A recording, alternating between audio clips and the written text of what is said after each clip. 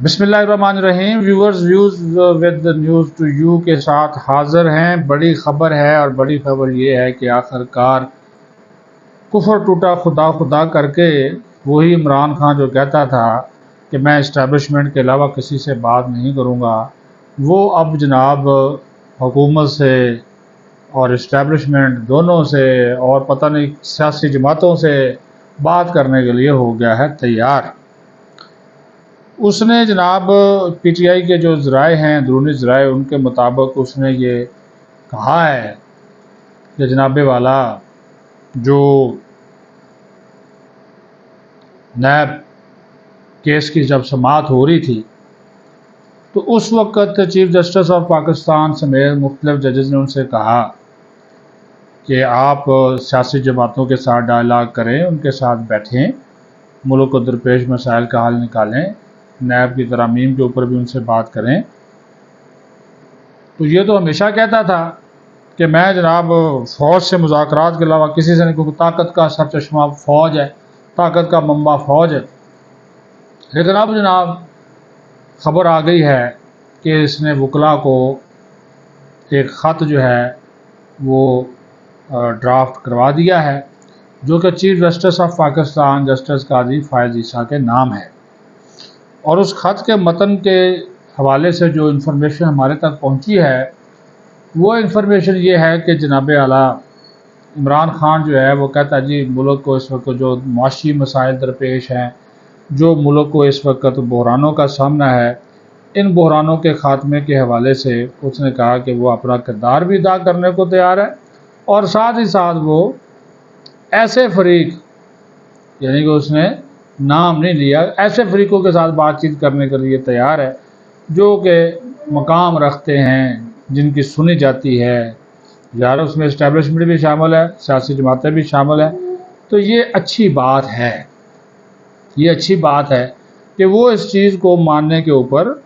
تیار ہو گیا ہے کہ بات چیت ہی واحد راستہ ہے، کیونکہ جب تک وہ یہ بات چیت کا راستہ نہیں اختیار کرے گا اس وقت تک تو وہ ظاہر ہے کوئی چیز آگے بڑھ ہی نہیں سکتی۔ آپ اپنی تکبر میں، اپنی انا میں، اپنی ضد میں، ہاں جی، تو وہ اڑے رہیں گے تو پھر تو بات جو ہے وہ کسی صورت جو ہے وہ بن نہیں سکتی۔ تو اچھی بات ہے وہ اس ضد کو اگر توڑنے جا رہے ہیں تو پھر دیکھتے ہیں کہ چیف جسٹس صاحب کو جو خط لکھا جاتا ہے اس کے اوپر پھر عدالت عظمیٰ کیا ایکشن لیتی ہے، کارروائی کرتی ہے، وہ بھی بڑا ایک امپورٹنٹ ہوگا۔ تو چیزیں جو ہیں وہ کیونکہ ابھی بھی یہ جب ہم نے میڈیا پہ دیکھا تو وہی اس کے انٹرویوز، اس کے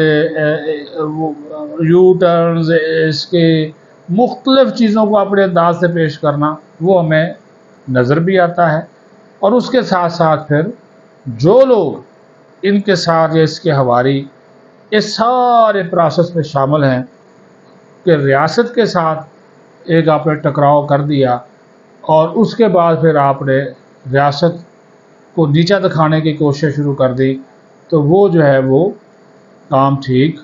نہیں ہے، ریاست اس کو ایکسیپٹ نہیں کرتی۔ لیکن دوسرا اعلان جو ہے وہ حکومت نے بھی کر دیا۔ دیکھیں نا، یہ دونوں چیزیں ایک دوسرے کے ساتھ انٹرلیک ہیں، منسلک ہیں۔ حکومت نے یہ اعلان کر دیا کہ بانی پی ٹی آئی کی رہائی کا کوئی امکان نہیں ہے۔ جو کیسز ہیں وہ چل رہے ہیں، عدالتوں نے فیصلہ کرنا ہے، اور کچھ کیسز ایسے ہیں جو کہ ابھی عدالتوں میں جانے ہیں اور ان کی انکوائری ہو رہی ہے، انویسٹیگیشن ہو رہی ہے۔ تو وہ حکومت کا بھی یہ کہا گیا کہ بھئی بات چیت ہوگی۔ بات چیت کے لیے تو نواز شریف نے بھی کہا اس دن، نواز شریف نے، مسلم لیگ نون کا صدر ہے، اس نے کہا کہ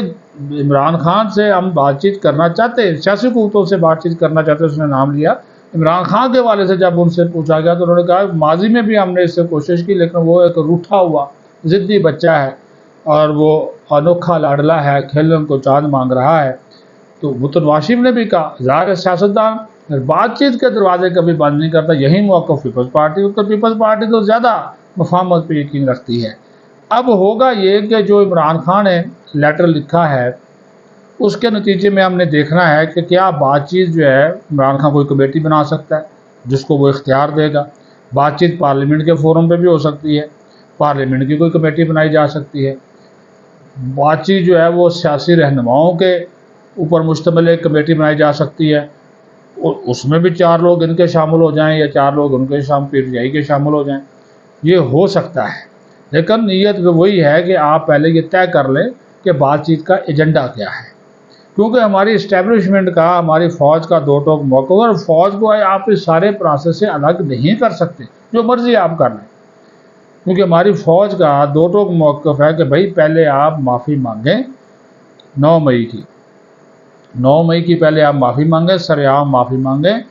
اور اپنی غلطی تسلیم کریں، اس کے بعد پھر اگر آپ نے بات چیت کرنی ہے تو آپ حکومت سے یا سیاسی قوتوں سے بات چیت کریں۔ اب یہ دیکھنا ہے کہ عمران خان 9 مئی کی ذمہ داری لیتا ہے، اس کے اوپر معافی مانگتا ہے یا نہیں مانگتا، کیونکہ اس کے جو پچھلے بیانات ہیں وہ اس میں تو اس نے واضح طور پر کہا کہ میں نہیں معافی مانگوں گا، الٹا مجھ سے معافی مانگی جائے کہ میرے اوپر جو کیسز بنائے گئے ہیں وہ غلط کیسز بنائے گئے ہیں، تو مجھ سے معافی مانگی جائے، میں ان سے کیوں معافی مانگوں؟ وہ یہ لائن اختیار جو ہے وہ کر رہا ہے۔ تو یہ جب سلسلہ ہوگا، تو یہ جب چیزیں چلے گی، تو پھر کوئی ضد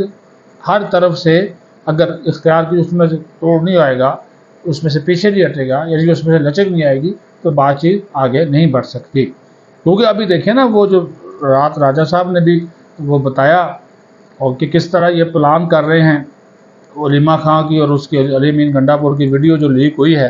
کہ کس طرح یہ پلان کر رہے ہیں حملہ کرنے کی اڈیالہ جیل کے اوپر، وہ اس کے باہر دھرنا دینے کی اور عمران خان کو باہر لانے کی۔ تو یہ بھی یہ دیکھیں نا، تو یہ سارے جو چیزیں ہیں کہ ایک طرف آپ ایک کام کرتے ہیں، دوسری طرف آپ پریشر بڑھانے کے لیے، دباؤ بڑھانے کے لیے دوسرا کام کرتے ہیں۔ حکومت بھی اگر بات چیت کرے گی تو حکومت بھی ظاہر ایک ایجنڈا سیٹ کر کے بات چیت کرے گی، ایسے تو بات چیت نہیں ہوگی، بات چیت ہونی چاہیے، بات چیت کے بغیر تو معاملات جو ہے وہ سدھر نہیں سکتے، چیزیں جو ہیں وہ نہیں جو ہے وہ پھیل سکتی، آگے نہیں بڑھ سکتی۔ یہ بہت ضروری ہے کہ آپ جو ہے وہ یہ ساری کی ساری جو چیزیں ہیں وہ سمجھیں، سوچیں، تو یہ اچھی بات ہے، ملک کے لیے بہتر ہو، ریاست کے لیے بہتر ہو۔ لیکن اگر آپ ریاست کے ساتھ ٹکراؤ کریں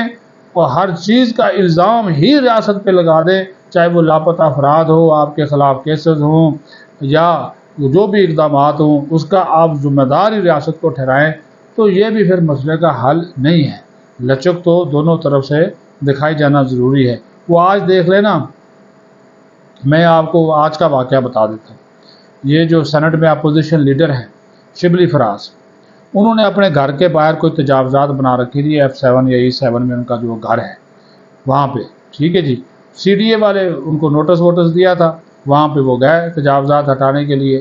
انہوں نے باڑ لگائی ہوئی ہے نا، اپنی جو طے شدہ حدود ہے اس سے باہر جو ان کا جو ایریا ہے باڑ لگائی ہوئی ہے، بیچ میں سے پودے وہ لگائے ہوئے ہیں، پودوں کے باہر باڑ لگائی ہے۔ تو جب وہ CDA والے گئے جی بھائی یہ تو آپ کی حدود سے باہر ہے، تو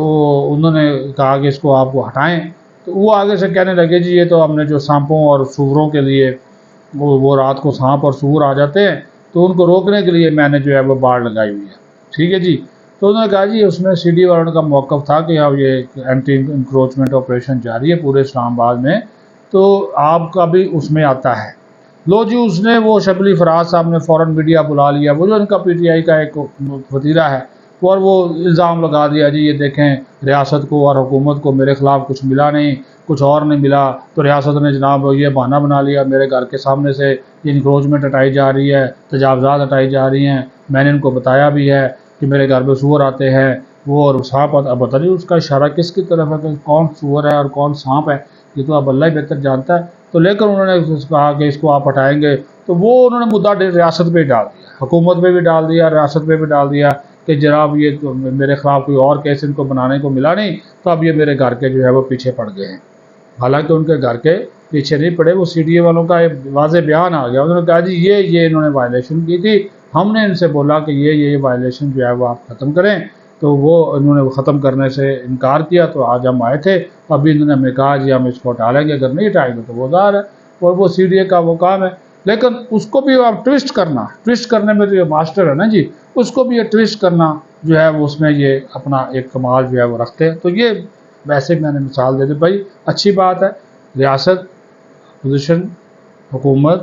مل بیٹھیں، مسئلے کا حل نکالیں جو ملک کو درپیش چیلنجز ہیں. اس سے اچھی کیا بات ہے کہ آپ ان کا مسئلے کا بیٹھ کر جو ہے وہ حل نکالیں. بہت شکریہ. پاکستان زندہ باد.